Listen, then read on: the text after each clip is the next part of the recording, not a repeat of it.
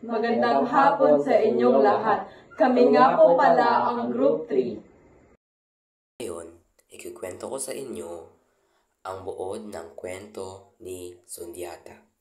Ang kwento ni Sundiata ay isang epikong mula sa kanlurang Afrika, partikular na mula sa Mali, na nagsasaraysay tungkol sa buhay ni Sundiata Keita, ang tagapagtatag ng Imperyong Mali.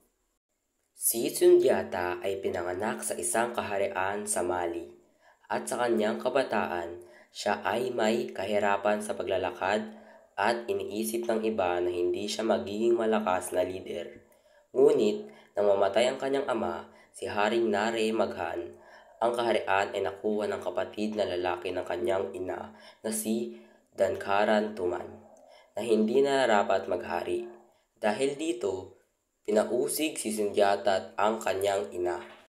Matapos ang mga taon ng paglalakbay at pagsasanay, nagtaglay siya ng lakas at katalinuhan. Umalik siya sa kanyang bayan, nilabanan si Dankaran Tuman, at pinatunayan ang kanyang karapat-dapat na maging hari.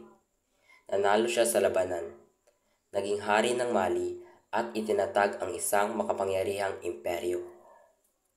Ang kwento ni Sundiata ay puno ng tema ng tapang, determinasyon, at ang pagtagumpay laban sa mga pagsubok.